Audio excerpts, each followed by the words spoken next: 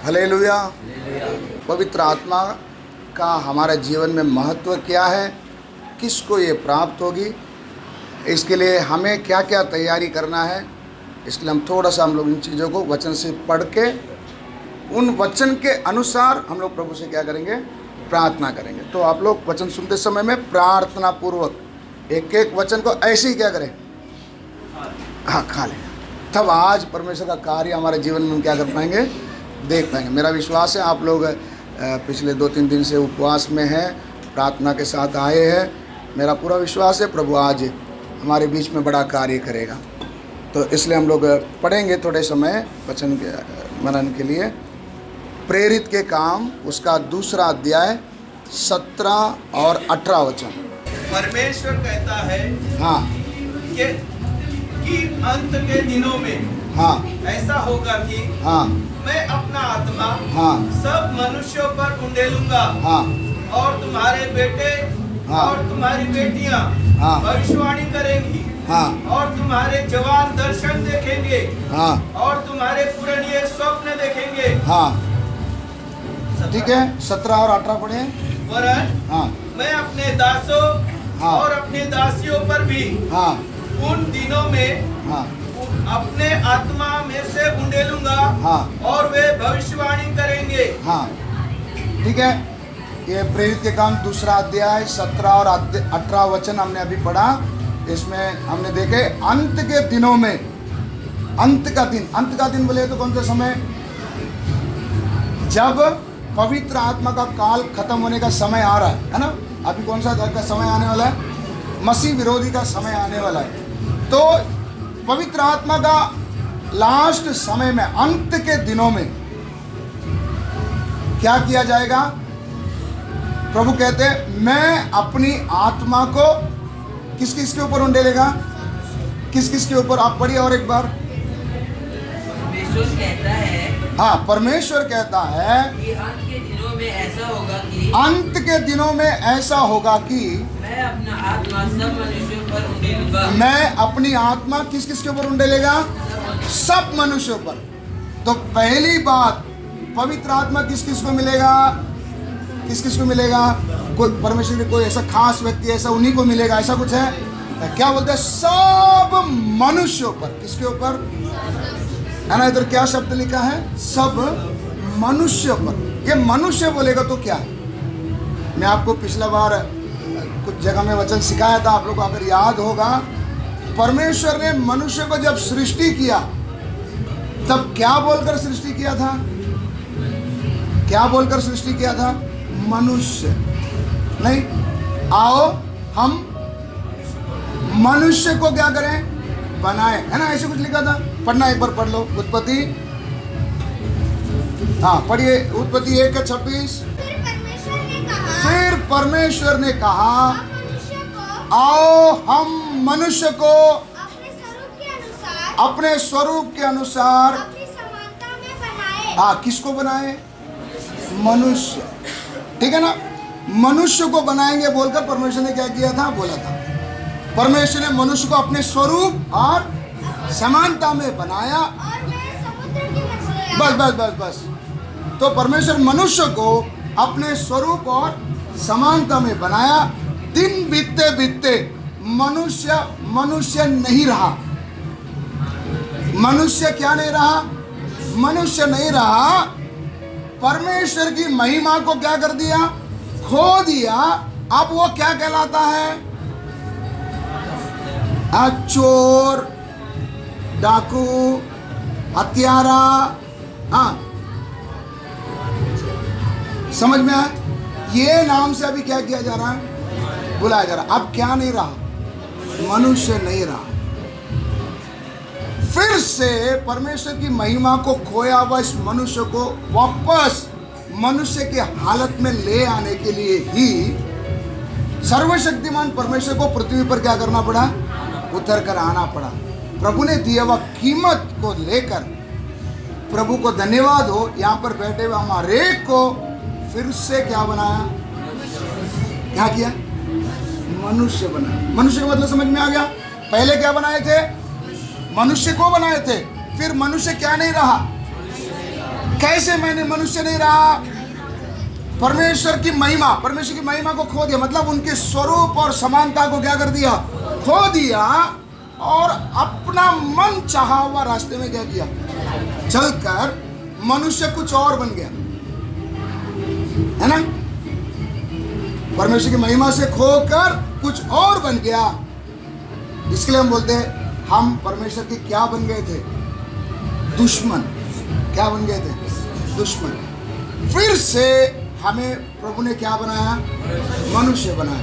तो आज पवित्र आत्मा का भरपूरी पाने के लिए बैठे हुए हम सभी से प्रभु का वचन क्या बोलता है? परमेश्वर अपनी आत्मा किस पर उंडेलेगा? सब मनुष्य पर, हत्यारे के ऊपर नहीं। सिर्फ किसके ऊपर डालेगा? मनुष्य पर। मनुष्य का मतलब क्या है?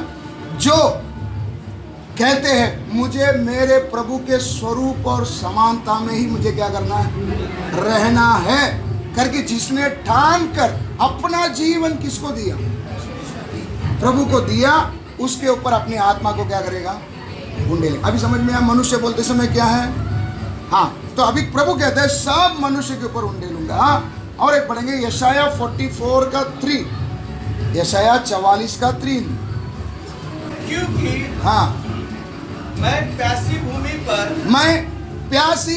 पर जल और सूखी भूमि पर, मैं प्यासी भूमि पर जल और सूखी भूमि पर धाराएं बहाऊंगा। सूखी भूमि पर क्या बहाऊंगा? धाराएं बहाऊंगा। बस इधर परमेश्वर किसके ऊपर पानी बरसाएगा?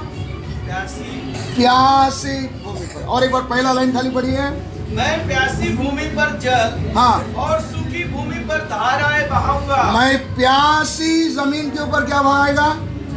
वापस पहला लाइन, सब लोग सुन रहे नहीं सुन रहे? मैं प्यासी भूमि पर जल, प्यासी भूमि पर क्या बरसेगा? जल। जल, पवित्र आत्मा को किसके साथ तुलना किया गया? जल के साथ। ये जल किसके ऊपर गिरेगा? प्यास। अच्छा, मुझे तो अगर प्यास लगी तो मैं पानी पी लेता, तो कौन सा प्यास मुझे चाहिए? मुझे मेरे परमेश्वर के स्वरूप और समानता में क्या करना है? रहना है करके जिस को प्यास है उसी पर क्या बरसेगा? जल की धारा क्या करेगी? बरसेगी। बस समझ में आया? क्या प्यास चाहिए अभी आपको? क्या प्यास चाहिए? मुझे पहले परमेश्वर ने कैसे बनाए थे? मनुष्य। और ये मनुष्य कैसे थे? परमेश्वर के स्वरूप और समानता में। वो प्यास अगर मेरे अंदर आज है, परमेश्वर अपनी आत्मा से आज मुझे क्या करेगा? भर देगा। अगला यूहन्ना 7 का 37। पर्व के अंतिम दिन, पर्व के अंतिम दिन, जो मुख्य दिन है, जो मुख्य दिन है, यीशु खड़ा हुआ और पुकार कर कहा, यदि कोई प्यासा हो तो मेरे पास आए और पिए। क्या बोले यीशु ने? इधर वापस आओ, ध्यान से पढ़िए क्या लिखा है? यीशु खड़ा हुआ और पुकार कर कहा, यदि कोई प्यासा हो तो मेरे पास आए और पिए। अच्छा, यीशु किसको पुकार रहे? सब लोग आओ, ये सब बहुत से दबे लोग, सब लोग आओ मैं तुम सबको पानी दूंगा, ऐसा बोले? जो प्यासा है वो क्या करो? आओ। इससे साफ नजर आता है परमेश्वर की आत्मा सिर्फ उसी को मिलेगा जो क्या है? प्यासा है। इधर लिखा है पर्व के अंतिम दिन। ये कौन सा पर्व था? तंबुओं का पर्व, है ना? झोपड़ियों का पर्व। कौन सा पर्व था? झोपड़ियों का पर्व का समय का अंतिम दिन था। ये झोपड़ियों का पर्व कैसे मनाते थे इजरायली? ये लोग ये झोपड़ियों के पर्व के समय में जैसे निर्जन प्रदेश में परमेश्वर इनको चला के लेके आया हुआ बात को याद करते हुए क्या करते थे? मनाते थे। मनाते समय में इसमें एक घटना क्या करते थे वो लोग? रोज याजक वेदी के पास पानी ले आकर क्या करता था, रखता था, इस यादगारी में कि हमको निर्जन प्रदेश में चट्टान से परमेश्वर ने हमको क्या दिया था, पानी दिया था, जल पिलाया था। उस यादगारी में रोज एक बर्तन में क्या लेके जाकर रखता था, वेदी के पास पानी रखता था। और ये अंतिम दिन, पर्व के अंतिम दिन, ये वेदी के चारों तरफ में किससे रखता, पूरा पानी से क्या करके रखता था, भर के रखता था, ज्यादा पानी रखता था। किस यादगारी में कि निर्जन प्रदेश में परमेश्वर ने हमको चट्टान से क्या पिलाया था, पानी पिलाया था। उस घटना के समय में यीशु कहते हैं, वो जो निर्जन प्रदेश में पानी पिलाया था, याद है, वो चट्टान कौन है, मैं ही हूं। अगर आपको वो जल आज भी चाहिए तो प्यासा हो गए तो क्या करो, आओ, सबके लिए पानी नहीं। उस दिन वो चट्टान फाड़ा गया और सारे इस्राएली क्या पिए थे, पानी पिए थे। अब यीशु बोल रहे, यदि तुम में से कोई प्यासा है तो मेरे पास क्या करो, आओ, मैं तुम्हें क्या दूंगा। तो पहला बात हमने क्या देखा, मनुष्य पर उस अपनी आत्मा क्या करेगा, ले लेगा। जो क्या बनना चाहता है, मनुष्य बनकर परमेश्वर के स्वरूप और समानता में रहना चाहता है, उन पर, वो प्यास से रहने वाले पर परमेश्वर अपनी आत्मा क्या करेगा, उंडे लेगा।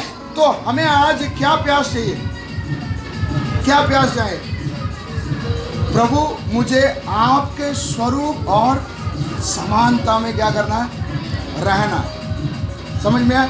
ये प्यास के साथ हम प्रार्थना करते समय परमेश्वर अपनी आत्मा को प्यासी जमीन पर क्या करेगा, उंडेले। अभी और एक वचन आप पढ़ेंगे, प्रेरित के काम, सॉरी, वही अध्याय को आप पढ़िए वापस, यूहन्ना 7 का 38 पढ़िए, 38।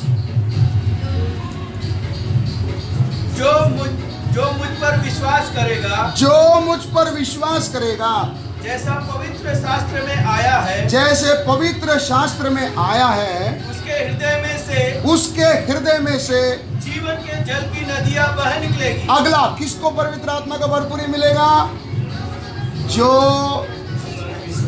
मुझ पर विश्वास, यीशु पर क्या करता है, विश्वास करता है। तो आज यहाँ पर हम जो आए हैं, यहाँ पर बैठे, एक समय हम प्रभु को क्या नहीं करते थे, जानते नहीं थे। आज हम प्रभु को जानने का प्रभु ने क्या दिया, मौका दिया, और हमारे अंदर एक विश्वास आया, यही कौन है, परमेश्वर है।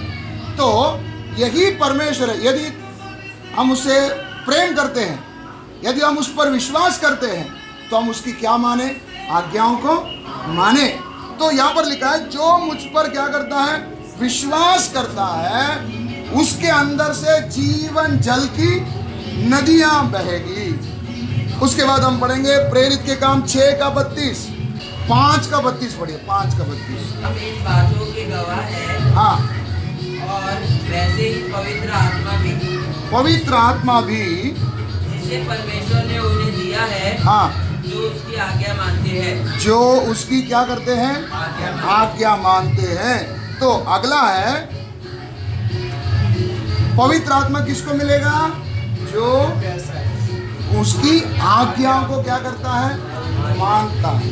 अभी पवित्र आत्मा का उपयोग क्या है, पवित्र आत्मा को रख के हम करेंगे क्या।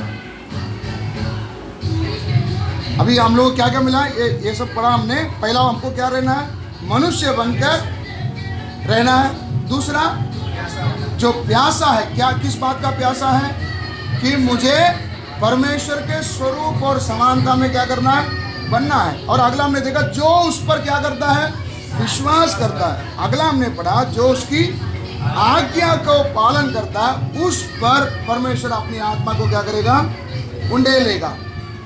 तो ये और एक वचन पढ़िए, लूका 11 का 8 भी पढ़ लीजिए। मैं तुमसे कहता हूँ, हाँ, यदि उसका मित्र होने पर भी हाँ, उसे उठकर न दे, हाँ, तो भी उसे लज्जा छोड़कर हाँ, मांगने के कारण हाँ, उसे जितना आवश्यकता हो हाँ, उतनी उठकर देगा। हाँ, हाँ, हाँ।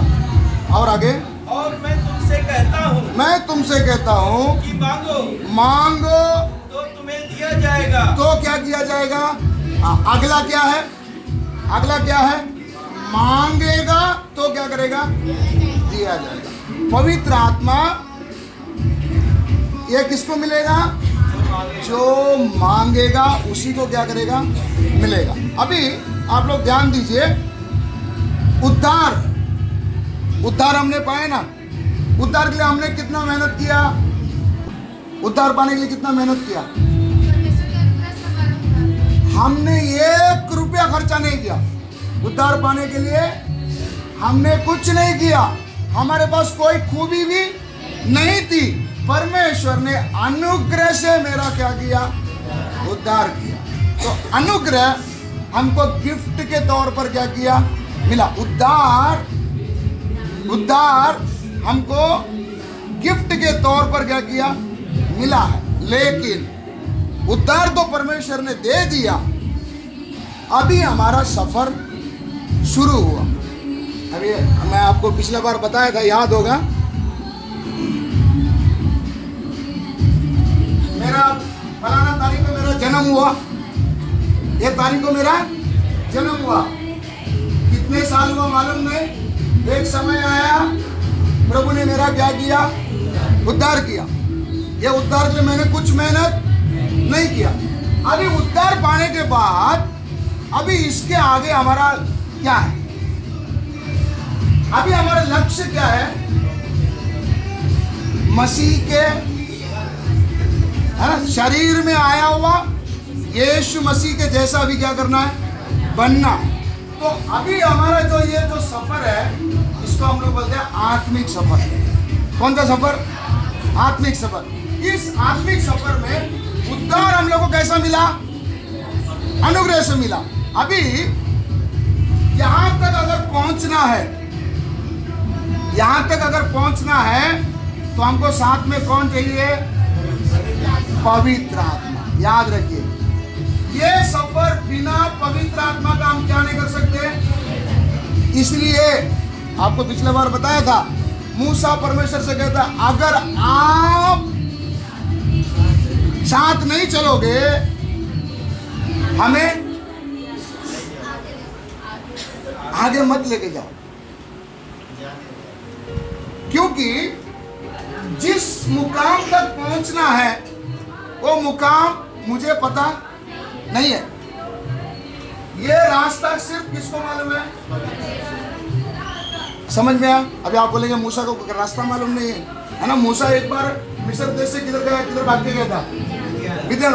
रास्ता मालूम नहीं था उसको, गया था, मिदियान तक आया था।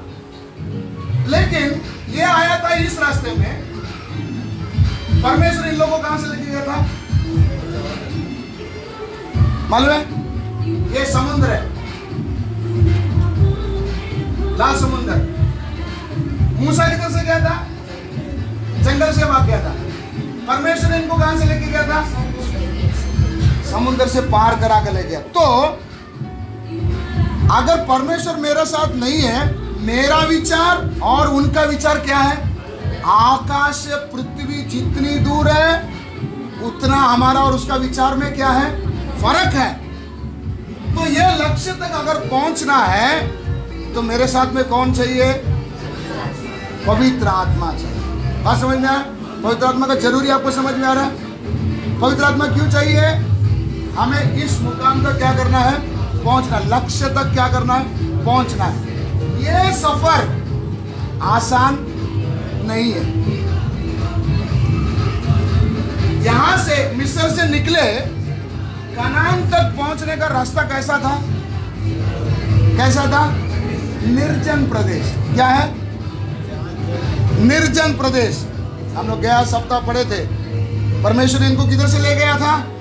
निर्जल प्रदेश से लेके गया था। लेकिन उनको क्या नहीं लगी? प्यास नहीं लगी। क्यों प्यास नहीं लगी? अगुवाई कौन कर रहा? परमेश्वर। अगर परमेश्वर इस निर्जल प्रदेश में हमारे साथ नहीं होगा, ये सफर हमारी बस की बात नहीं है। दूसरी, पहला तो ये सफर कौन सा है? निर्जल प्रदेश का। दूसरा, ये रास्ते में बीच में बहुत सारे क्या है, बाधा है। क्या है? बाधा है।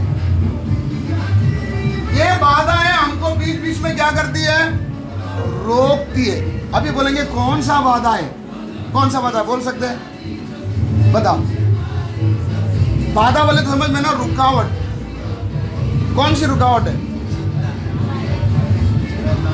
हमारे अंदर दो जन है। एक है पुराना मनुष्य, नया मनुष्य है। नहीं है? यीशु को ग्रहण करने के बाद पुराना मनुष्य मर गया। किधर है? हमारे अंदर है। हमारे अंदर रहते समय वो चुप नहीं रहता, बीच बीच में अपना कलर क्या करता है, नहीं दिखाता। ऐसा बोलो कि मेरे को नहीं, पुराना आदत ही नहीं आता, ऐसा कोई बोलने वाले हैं नहीं। उठता है, लेकिन आत्मा का बल नहीं हो, वो क्या हो जाएगा, उठ जाएगा, प्रबल हो जाएगा। प्रबल होने का मतलब हम पर वो जीत लेगा और हमको क्या बना देगा। फिर बोलते ना, थोड़ा दिन अच्छा चल रहा था, फिर हम लोग अभी थोड़ा ठंडा पड़ गए। ये शब्द बोलते हैं आप लोग, ये ठंडा क्यों पड़ गए, ठंडा क्यों पड़ गए? पुराना मनुष्यत्व क्या पा लिया है ना। इसलिए पौलुस कहता, मारता कूटता उसको मैं क्या करता हूं, वो करने के लिए मेरी बस की बात। अगर ऐसा मेरी बस की बात होती तो यीशु मसीह का आने की जरूरत ही नहीं था। तो ये पुराना मनुष्य को मार कर कूट कर वश में रखना है। हमको साथ किसका चाहिए? पवित्र आत्मा का साथ चाहिए। तो ये जंगल का सफर है। इसमें क्या है, पुराना मनुष्यत्व क्या करता है, जागता है।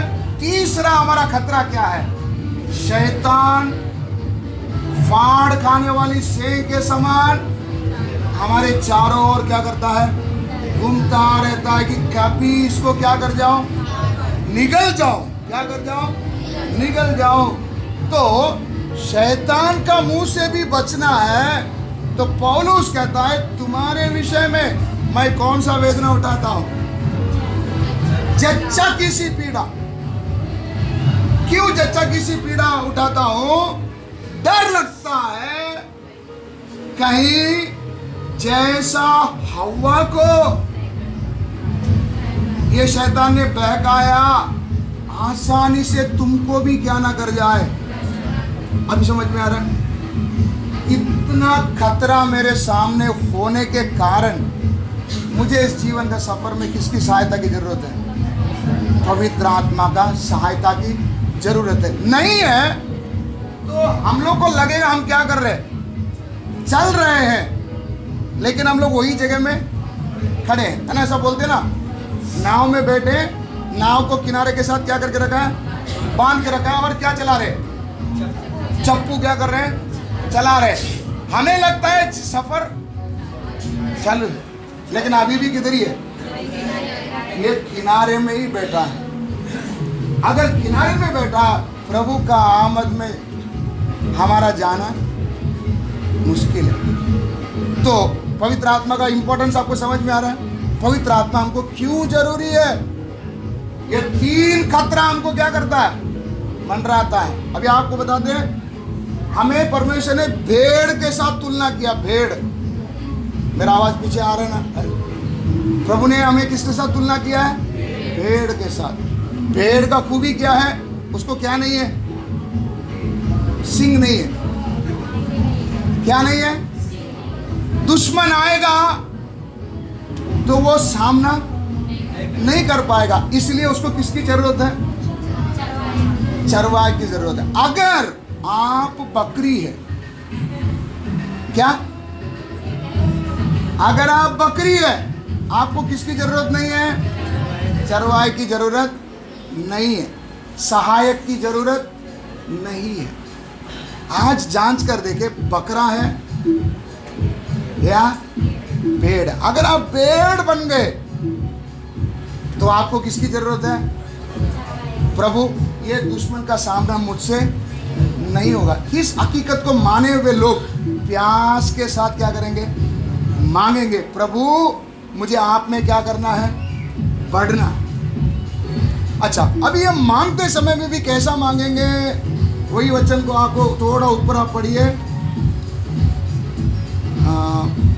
लूका 11 का 5 से पढ़िए। तब उसने उनसे कहा, हाँ तुम में से कौन है हाँ कि उसका एक मित्र हो हाँ और वह आधी रात को हाँ। उसके पास आकर उससे कहे, हाँ। हे मित्र, हाँ। मुझे 3 रोटियां दे, हाँ। क्योंकि एक यात्री मित्र मेरे पास आया है हाँ। और उसके आगे रखने के लिए मेरे पास कुछ नहीं है। कुछ नहीं है। और वह भीतर से उत्तर दे, हाँ मुझे तुम न दे, हाँ अब तो द्वार बंद है हाँ और मेरे बालक मेरे पास बिछौने पर है, हाँ। इसलिए मैं उठकर हाँ तुझे दे नहीं सकता। हाँ। मैं तुमसे कहता हूँ, हाँ। यदि उसका मित्र होने पर भी हाँ। उसे उत्तर ना दे, उसे यदि मित्र होने के नाते अगर उत्तर ना दे, हाँ। तो भी उसके लज्जा छोड़कर भागने के कारण उसे जितनी आवश्यकता हो, इधर लिखा है लज्जा छोड़कर, है ना। असली में ये शब्द क्या है? आग्रहता के साथ। क्या? आग्रह के साथ। आग्रह करने का मतलब मुझे चाहिए बोलेगा तो चाहिए। वो चाहिए बोलते समय में अभी एक चीज समझो, मुझे चाहिए। अभी दुकान में आप गए एक सामान खरीदने के लिए, आपको वो सामान पसंद आ गया, पैसा आपके पास कमी है, जितना उसका रेट है उससे आपके पास पैसा कमी है, क्या करोगे? वो जो रिक्वेस्ट बोलते हैं ना, क्या बोलेंगे? दे दो ना अंकल। वो बोलेगा नहीं, ऐसा थोड़ी होता है। अब भी एक जन पूछ के गया, इसका डबल भाव बोल रहा था। फिर हम क्या करेंगे? प्लीज हाथ पैर जोड़कर या मैं क्या क्या बोलकर उसको क्या करेंगे? मनाएंगे। क्या करेंगे? तो पवित्र आत्मा किसको मिलता है? जो मनाता है। तो अभी आप समझ लेना, उद्धार हमको कैसा मिला? मुफ्त में मिला, अनुग्रह से। लेकिन पवित्र आत्मा के लिए क्या करना पड़ेगा? कड़ी मेहनत है। कितना? ये सबकी बस की बात नहीं है। प्रभु कहता है कि मैं जो जो प्यासा उस सबको देने के लिए तैयार हूं, लेकिन उसी को मिलेगा जो आग्रह करके क्या करेगा? मांगेगा। उसका वैल्यू समझकर जो मांगेगा उसी को क्या करेगा?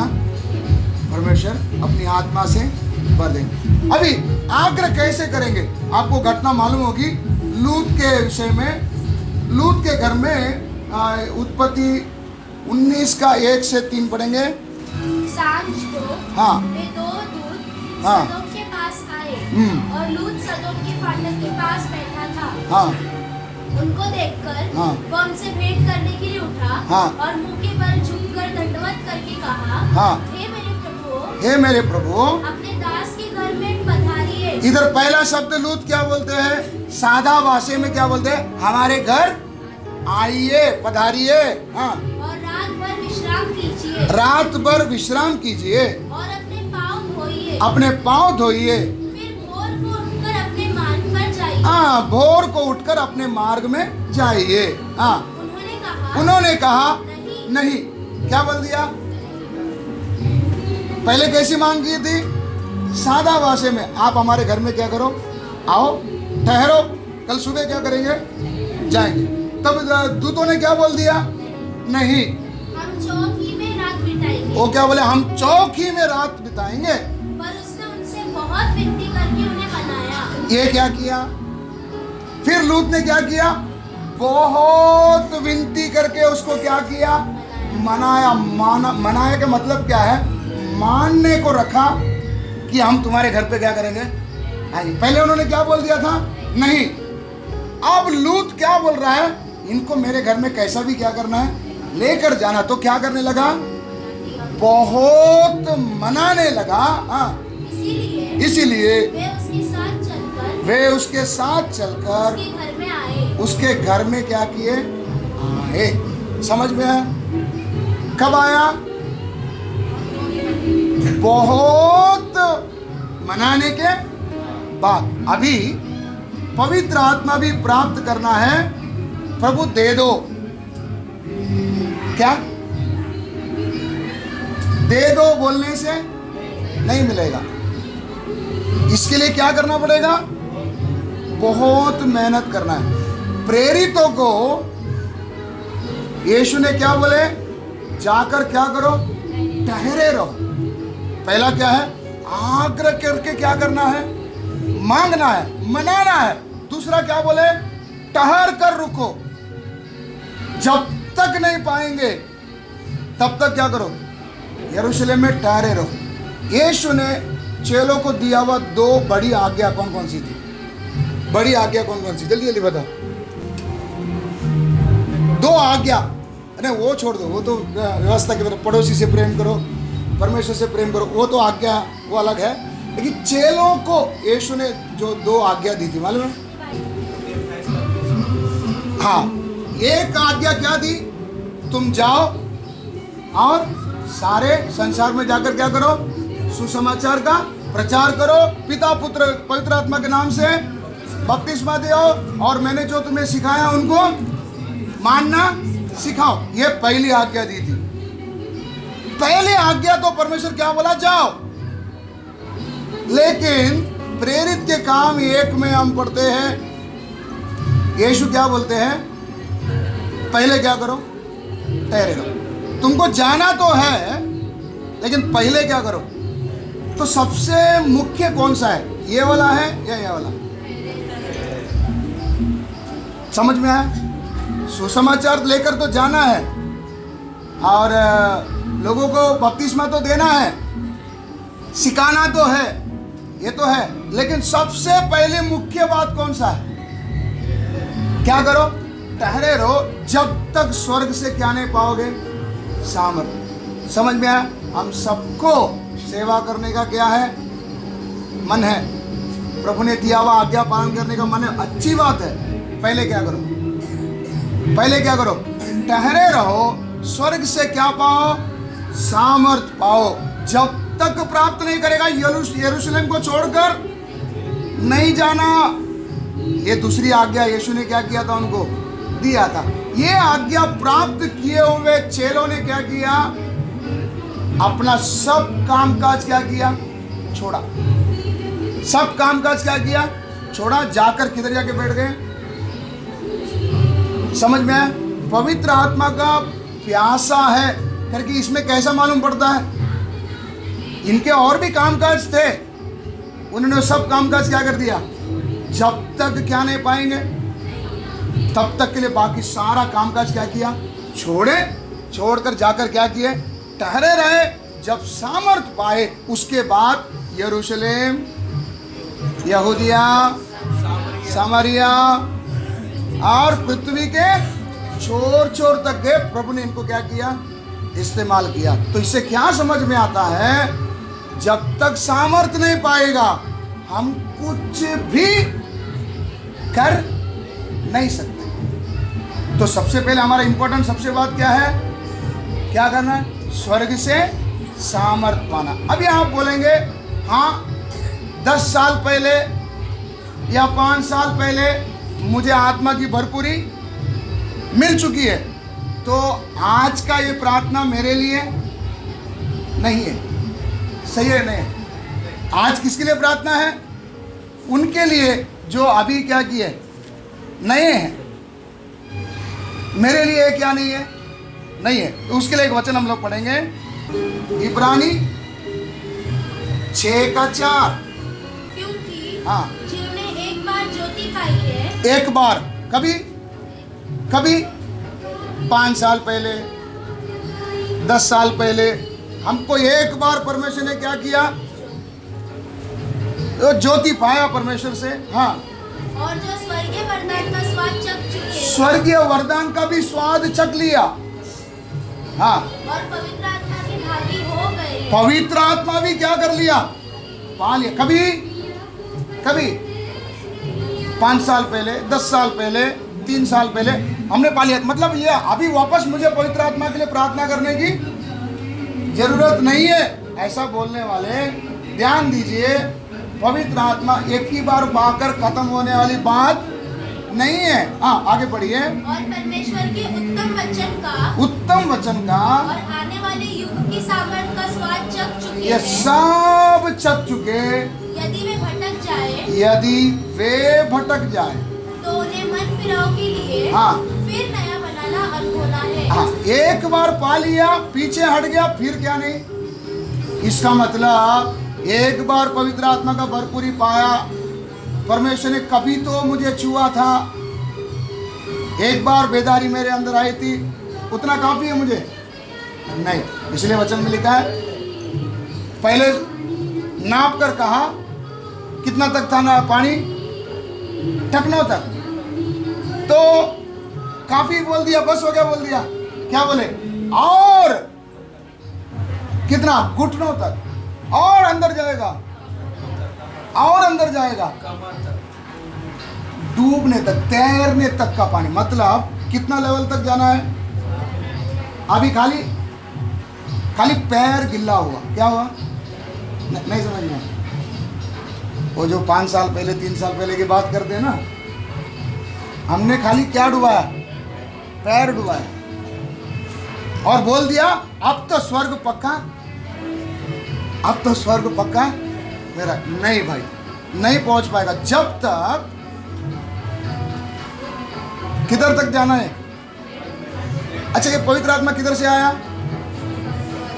जिधर से आया उधर ही ये वापस क्या करेगा? जाएगा। नहीं समझ में आ रहा? पवित्र आत्मा, यीशु ने क्या बोले?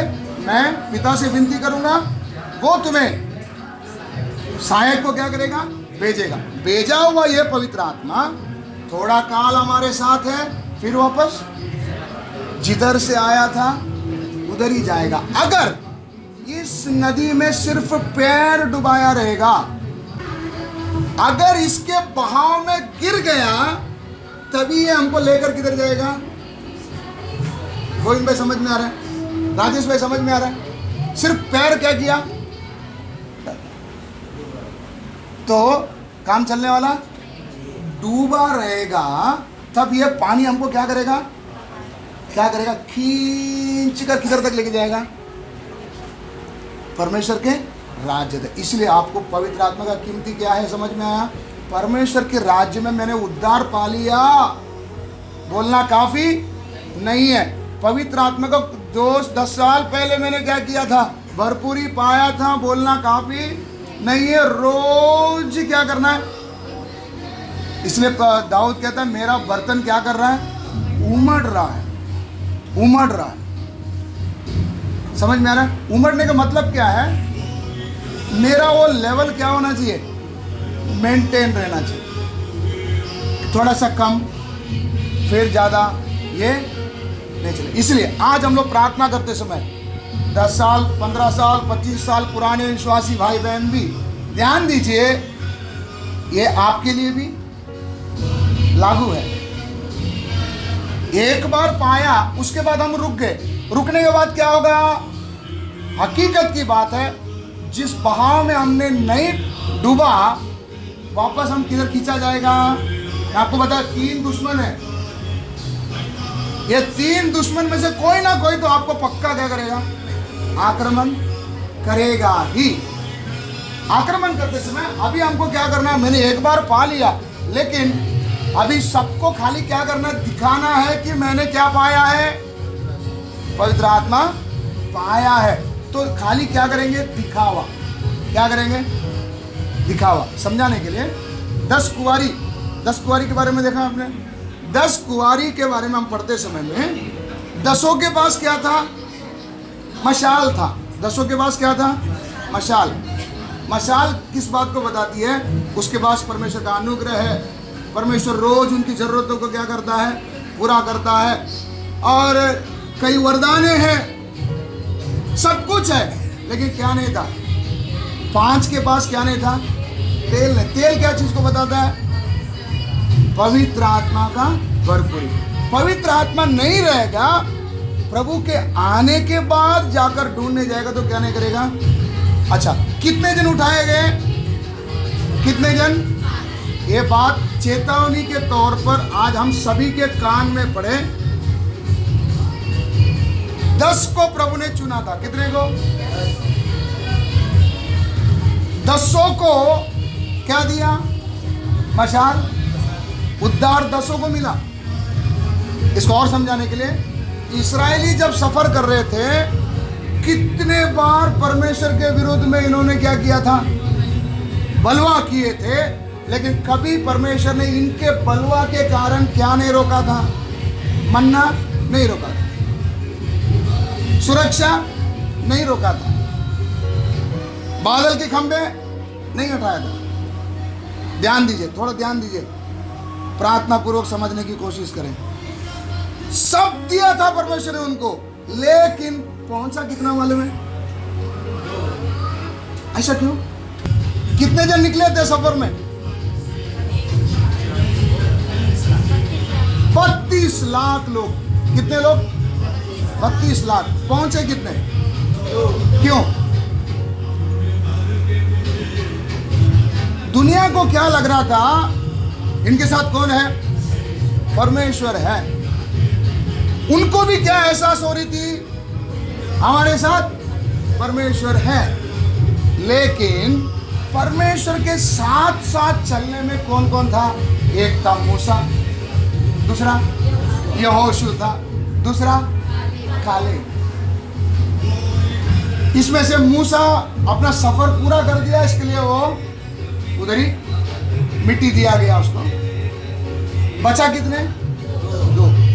बाकी सब सफर में, जब तक उनका आखिरी लाश,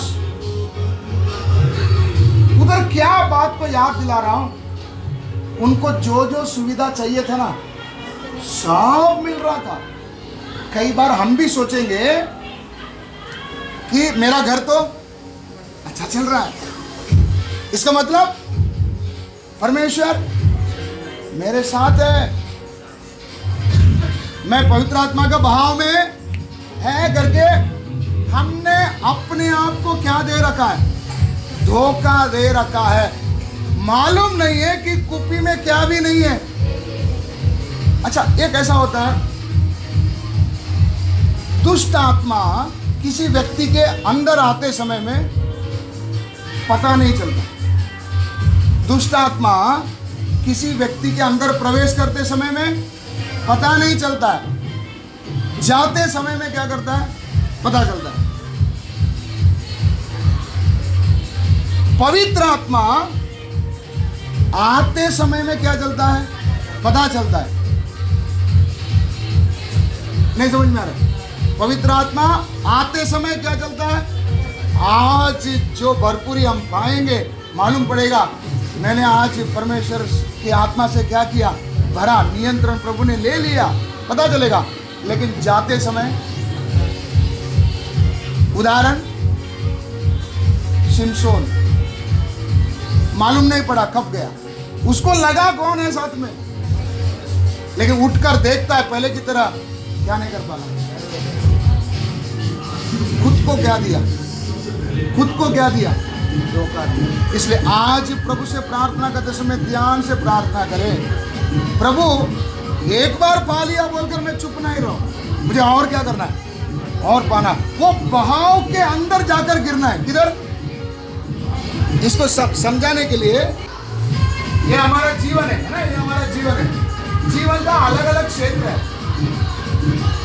एक है हमारा परिवार और काम, बच्चे, वो, ये भी, ये सब हमारे पास है ना। हम लोग कई बार क्या करते हैं, प्रभु हर एक के अंदर एक जगह किसके लिए है?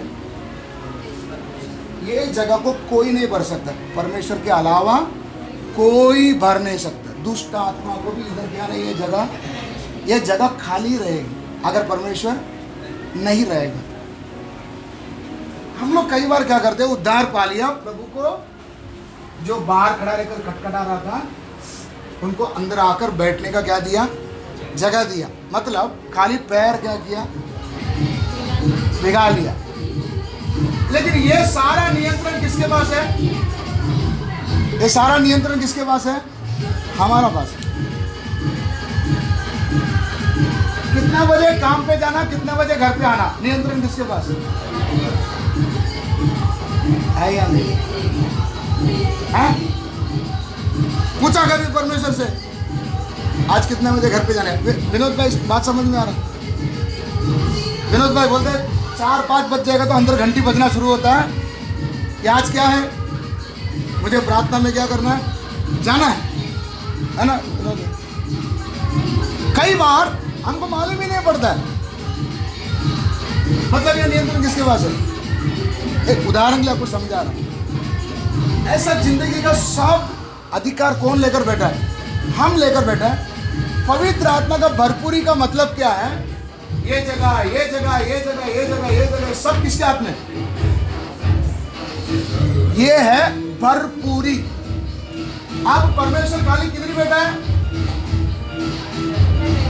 अंदर बैठा है। और रहने के कारण, वो भलाई से भरपूर होने के कारण सब भलाई आपको मिलते रहेगी, मिलते रहेगी, मिलते रहेगी। इससे ये मत सोचना कि इस बहाव में आप है, लेकिन ये पूरा नियंत्रण जब तक नहीं दोगे, इधर तक क्या नहीं कर पाएंगे, पहुंच नहीं पाएंगे। इसलिए आप याद रखिए, बाइबल में परमेश्वर ने क्यों ये बात को लिख के रखा। 10 को चुना था, 5 को फिक्र ही नहीं मेरे पास तेल है या नहीं है, क्योंकि सब कुछ उसको क्या कर रहा है, हाथ में क्या है। हाँ, कोई पूछेगा ना, हाँ 10 साल पहले खा पाया, उतार पाया। हाँ, मैं भी सुसमाचार के लिए क्या करता हूँ, जाता हूँ सेवा में, मैं भी भाग लेता हूँ, सब करता हूँ। क्या नहीं है, क्या नहीं है, तेल नहीं है। ये कभी पता चला, प्रभु के आगमन में पता चला कि अरे रे रे मेरे पास क्या नहीं है, तेल है। उससे पहले जिनके पास तेल था वो क्या हो गया, प्रभु का आना कितना समय के लिए होगा, पलक झपकने था। उतने समय में जिसके पास तेल है वो क्या हो जाएगा, पवित्र आत्मा के साथ यहां से उठा लिया जाएगा। बाकी लिखा है 5 जन छूट गए। 5 जन क्या हुआ? अच्छा, और भी यीशु एक बार बोलते समय कहे 2 जन खेत में रहेगा, 2 जन खेत में रहेगा, एक है ना। अच्छा, ये दोनों को मैच करते समय कितना टक्के में अगर डिवाइड करेगा, टक्के में कितना टक्का हो गया, 50-50 टक्का। मतलब इससे क्या समझ में आता है, 100 टक्के में से सिर्फ कितना ही जाएगा, कितना? मजाक नहीं समझिए, हकीकत है। प्रभु यीशु मसीह ने लिख कर दिया है 50% ही क्या किया जाएगा। यीशु ने और एक दृष्टांत कहा, एक मछुआर ने क्या डाला, जाल डाला, और सबको क्या किया, खींच के किनारे में लेकर आया। जितने भी जाल के अंदर थे सबको टोकरी में भर दिया। क्या किया, छांट कर निकाला। ये दृष्टांत बोलने वाला कौन है वाले में, जो एक समय एक भेड़ को ढूंढ के किधर गया था, नहीं समझ रहा, रमेश समझ में आ रहा है? ये जो दृष्टांत जिसने बोला, यही व्यक्ति एक समय 100 में से एक गुम गया था, उसको ढूंढ ढूंढ कर किधर गया था, जंगल। और जब तक पाया ने लौट कर नहीं आया, जब पाया उसको किधर लिया, अपने अखबार में लेकर क्या किया, वो ही खुद कहता है न्याय के दिन क्या किया जाएगा। हम पूछेंगे क्या उसको दर्द नहीं है क्या? दर्द होने के कारण उद्धार पायों को किधर ले जाके रखा, कलीसिया में रखा, बोला कि क्या करो, पवित्र आत्मा का गहराई में क्या करो। ओ हम बोले नहीं, पैर डुबाया उतना काफी है, न्याय का दिन, प्रभु के आगमन का दिन, जो तैरने की हालत में नहीं है, समझ में आ रहा है? इतना खतरनाक बात, अभी इसको हम लोग कैसे हजम करते? इस बात को अगर आप समझे तो निरंतर क्या करो, मांगना बंद नहीं करें। इसलिए दाऊद कहते हैं, प्रभु मुझसे अपनी आत्मा को क्या मत कर दे, निकाल मत दे।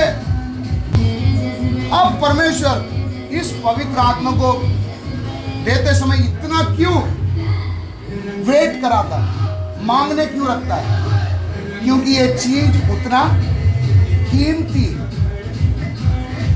योग्यता देखकर ही क्या किया जा सकता है।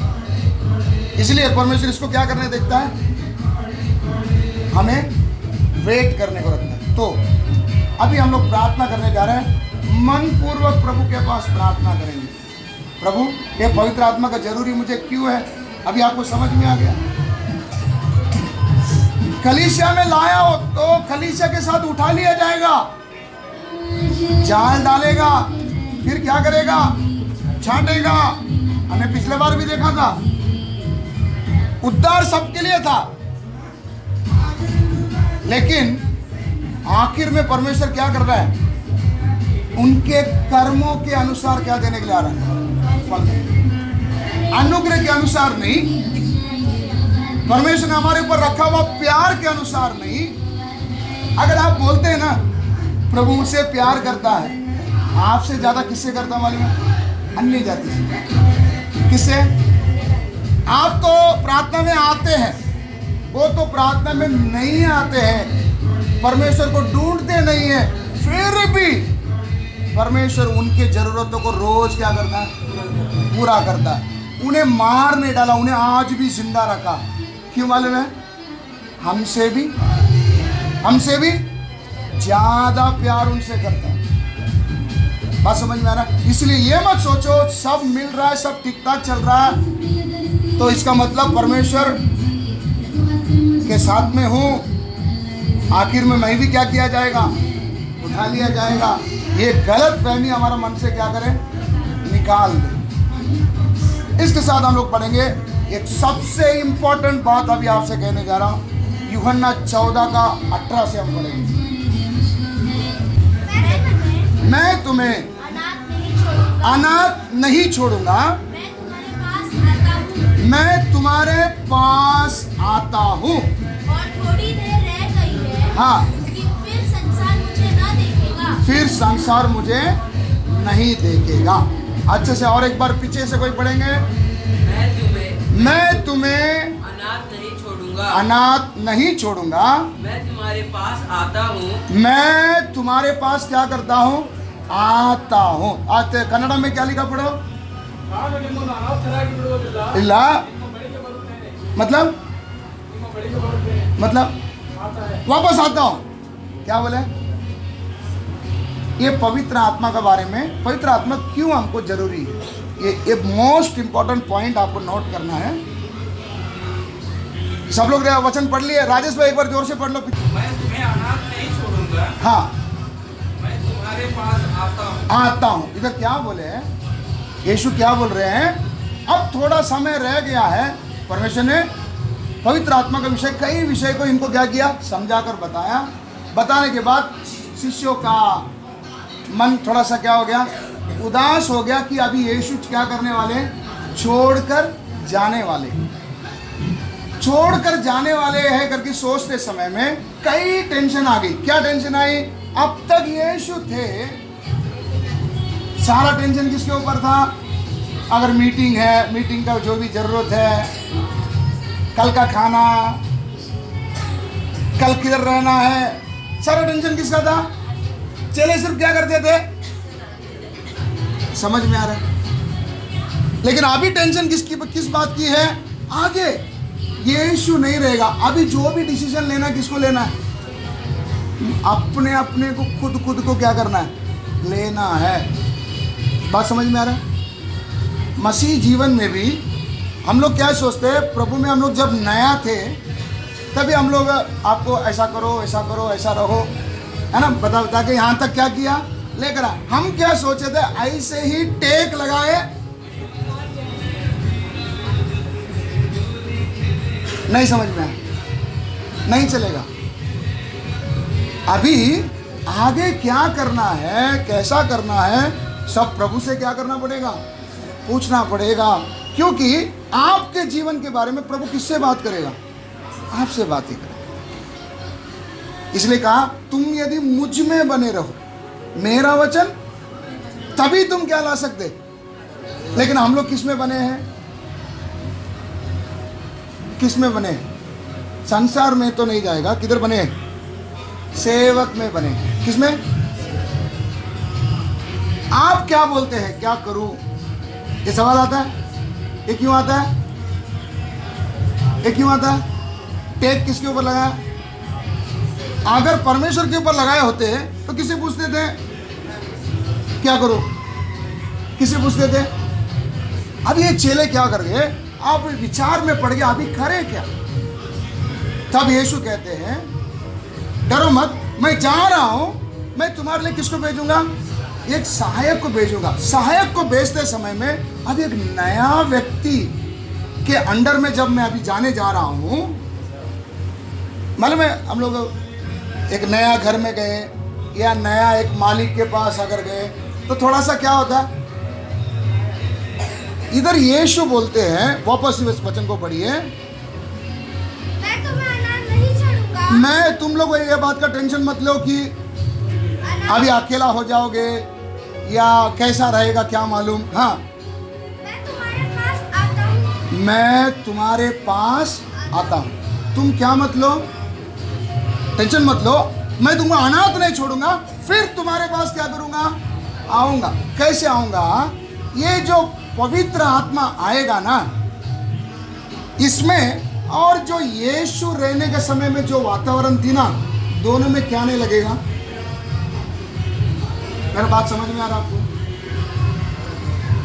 बात समझ में आ रहा, नहीं समझ में आया। अभी यीशु रहते समय में इनको जो फील थी, जो तसल्ली थी, सेम तसल्ली कौन भी रहते समय रहेगा।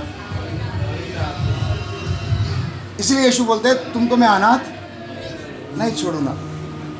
कैसे उनके बारे में तसल्ली रहेगा, यीशु कहता है मैं ही क्या करूंगा, आऊंगा। समझ में आया। तो पवित्र आत्मा मेरे साथ रहेगा तो लाभ क्या है, थोड़ा समझने के लिए। एक समय हम प्रभु को जानते नहीं थे, प्रभु को जानने का मौका मिला, लेकिन हमने आज तक प्रभु को क्या नहीं किया, देखा है। अब कितने जन ने प्रभु यीशु मसीह को देखा है, कितने जन प्रभु यीशु मसीह को देखा है, नहीं देखा। लेकिन आपको अगर बोलते हैं कि यीशु पर आप विश्वास करते तो आप क्या बोलते हैं, हाँ। जिसको देखा नहीं उसके ऊपर विश्वास कैसे करते हो, नहीं समझना। कोई आपसे पूछेगा ना, अरे हमारा तो कम से कम किधर मंदिर में जाएगा तो आगे क्या है, मंदिर में कोई मूर्त है, उसको देखकर हम लोग बोलते हैं हाँ ये कोई मंदिर में है। तुम लोग को तो कुछ फोटो नहीं, कोई मूर्ति नहीं, कैसे विश्वास करते हैं। विश्वास बोलेगा तो जिसको तुमने देखा नहीं उसको तुम कैसे विश्वास करते। ये पवित्र आत्मा जब तुम्हारे साथ रहेगा, ये किसके बारे में सिखाएगा, आने वाले बारे में किसके बारे में सिखाएगा, यीशु के बारे में क्या करेगा। इसको और थोड़ा अच्छा से समझने के लिए, आपको ये बात समझ में नहीं आई। एलिएजर को जानते हैं, एलिएजर कौन है, नौकर। एलिएजर जब ईसाक के लिए दुल्हन देखने के लिए गया था, उनके घर में गया और घर तक पहुंच गया। आगे का स्टोरी आपको मालूम है। घर पहुंच गया, पहुंचने के बाद बोलता है कल सुबह मैं क्या करने वाला हूं, निकलने वाला हूं। तो मैं साथ में किसको लेके जाएगा, रिबका को क्या करेगा, लेकर जाऊंगा। तभी घर वाले ने बोले ऐसा थोड़ी, 10 दिन और क्या करने दो, रहने दो। बोला नहीं नहीं नहीं, आना है तो कल आना, नहीं तो मैं कल सुबह क्या कर जाएगा, चला जाऊंगा। तो उन्होंने बोला ठीक है, हम लोग तो बोलते हैं आप किससे पूछ लो, रिबका से। रिबका ने क्या बोली, मैं जाने के लिए तैयार हूँ। तैयार हूँ बोलने के बाद बड़ी भोर को उठकर ये लोग सफ़र क्या किया, शुरू कर दिया। शुरू करने के बाद अभी रिबका ने ईसाक को कभी क्या नहीं किया था, देखा नहीं था। नहीं देखा हुआ रिबका अब रास्ते में जाते समय में उसको शक होता है, ये तो नहीं है, ये तो नहीं है, ये अच्छा ढूंढी होगी, नहीं ढूंढी होगी। हाँ अभी गांव नज़दीक आ रहा है, अब कोई तो एक लंबा आदमी, शायद वो तो नहीं है, ये तो नहीं है। उसका नज़र किधर किधर क्या करता होगा, जाता होगा। लेकिन आपको मालूम होगा जब वो वचन को पढ़ते समय जब रिबका पास में आया, गांव के पास आया, तब एक व्यक्ति उधर क्या था, खड़ा था। तभी एक छोटा बात रिबका पूछती है एलिएजर से, वो कौन, वो अध्याय निकालो आप एक बार, 24 उत्पत्ति 24 उसका 61 से पढ़िए। तब रिबका अपनी सहेलियां समेत चली और ऊँट पर चढ़ के उस पुरुष के पीछे होली। हाँ इस प्रकार वह दास रिबका को साथ लेकर चल दिया। इसहाक जो दक्षिण देश में रहता था, हाँ लहरोई नामक कुएं से होकर चला आता था। हाँ सांझ के समय वह मैदान में ध्यान करने के लिए हाँ निकला था। हाँ और उसने आंखें उठाकर क्या देखा कि हाँ ऊँट चले आ रहे हैं। हाँ रिबका ने भी आंखें उठाकर इसहाक को देखा। रिबका ने किसको देखा, इसहाक को देखा। और देखते ही ऊँट पर से उतर पड़ी। देखते ही ऊंट पर से क्या कर पड़ी, वापस ये लाइन को वापस पढ़िए। और देखते ही ऊँट पर से उतर पड़ी। अब उसको पहले रिबका ने भी आंखें उठाकर इसहाक को देखा। और हाँ देखते ही ऊँट पर से उतर पड़ी। ऊंट पर से उतर पड़ी। तब उसने दास से पूछा, जो पुरुष मैदान पर हमसे मिलने को चला आता है, हाँ सो कौन है? दास ने कहा वह तो मेरा स्वामी है। वह तो मेरा स्वामी, उधर क्या वापरा शब्द, वही तो मेरा। इसको थोड़ा समझने की कोशिश करेंगे, प्रभु की आत्मा आपको समझा नहीं पाए। जब सफर शुरू किया, किधर से, अपनी मायके से, घर से ईसाक के घर की तरफ निकल के आ रही है, रास्ते भर में ईसाक ने या सॉरी एलिएजर ने ईसाक कौन है, क्या करते गया,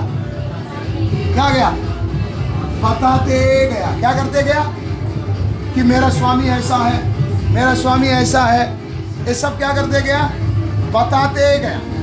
बताते जाने के कारण जिस व्यक्ति को इसने कभी देखा नहीं था, सामने आते हुए देखते ही क्या कर गई, क्या कर ली, ऊंट से कैसे उतर गई।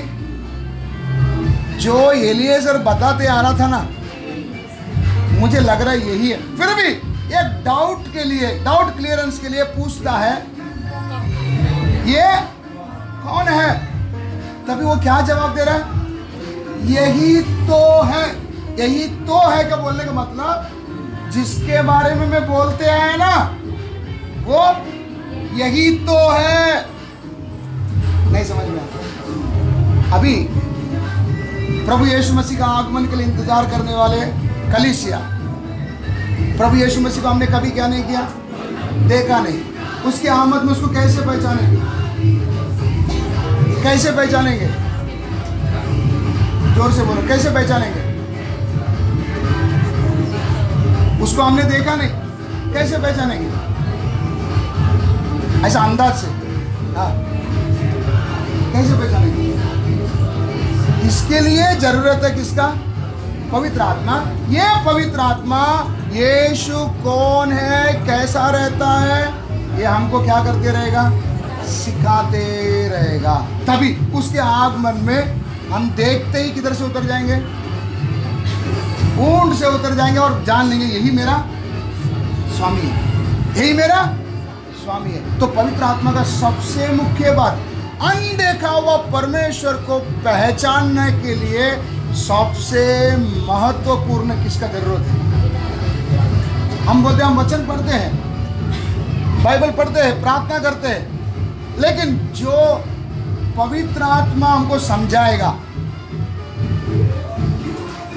इसके बगैर हम यीशु को क्या नहीं कर पाएंगे, समझ नहीं पाएंगे। तो अभी हम लोग प्रार्थना करने जा रहे हैं। प्रार्थना करते समय प्रभु से यही पूछे, पहले अपने आप को तैयार करें, मुझे ये पवित्र आत्मा जरूरी है।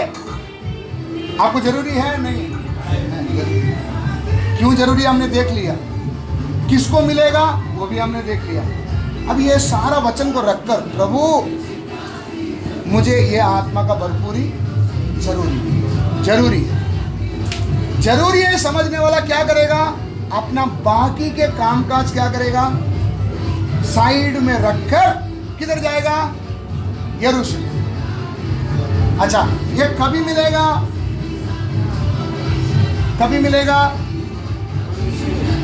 कभी मिलेगा। ये नहीं सोचना आज का आज ही क्या कर सकता है, मिल सकता है। समय भी क्या करेगा, किसके ऊपर डिपेंड है, मेरे समर्पण के ऊपर डिपेंड है। मैं कितने आग्रह से क्या करता हूँ, मांगता हूँ, उस पर निर्भर है। इसलिए प्यास बढ़ाकर आग्रह करके प्रभु से, प्रभु की आत्मा को क्या करें, मांगे। सेवा में भी जाना है, मशाल लेकर जाना काफी नहीं है। शायद लोगों के सामने लग जाएगा, हाँ ये भी कोई है, लेकिन कभी पता चलेगा, प्रभु की आमद में पता चलेगा कि हम इतने दिन क्या ही थे। हम सोचते थे प्रभु की सेवा कर रहे थे, लेकिन